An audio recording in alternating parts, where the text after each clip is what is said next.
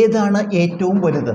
8.957, 8.0957, 8.9, 8.9057. നമുക്ക് 4 ദശാംശ സംഖ്യകൾ ഉണ്ട്. ഇതിൽ ഏതാണ് ഏറ്റവും വലുത്? ഇതിൽ ഏറ്റവും കൂടുതൽ ദശാംശ സ്ഥാനമുള്ളത് എന്താണ്? 8.9057. അത് നമുക്ക് അതുപോലെ തന്നെ എഴുതാം. ഇതിൽ ദശാംശം കേട്ട് ഒരു സ്ഥാനമേ ഉള്ളൂ. ഇവിടെ 4 സ്ഥാനമുണ്ട്. അപ്പോൾ നമുക്ക് ഇവിടെ ബാക്കി 3 സ്ഥാനത്ത് 0 ഇടാം. അപ്പോൾ ഇതിനെ എങ്ങനെ എഴുതാം? 8.9000. ഇപ്പോൾ ദശാംശമായിട്ട് 4 അക്കമുണ്ട്. ഇവിടെ 4 അക്കം ഉള്ളതുപോലെ ഇവിടെ 4 അക്കാക്കി. അതുപോലെ ഇവിടെ പിന്നെ 4 അക്കമുണ്ട്. അത് അതുപോലെ തന്നെ ഇരിക്കട്ടെ. ഇവിടെ ദശാംശമായിട്ട് 3 അക്കേ ഉള്ളൂ. അപ്പോൾ നമുക്ക് ഒരു അക്കം ചേർക്കാൻ വേണ്ടിയിട്ട് 8.957 ഒരു 0 ഇടാം. ഇപ്പോൾ നമുക്ക് എല്ലാത്തിലും 1, 2, 3, 4 എല്ലാത്തിലും ദശാംശമായിട്ട് 4 അക്കായി. ഇനി നമുക്ക് ആദ്യ സ്ഥാനം ദശാംശത്തിന് ഇടഭാഗം നോക്കുക. 8, 8, 8, 8 എല്ലാത്തിലും തുല്യമാണ്. അപ്പം നമുക്ക് വലിപ്പം ചിലപ്പോൾ അത് നോക്കി വലിപ്പം ചിലപ്പം പറയാൻ പറ്റില്ല.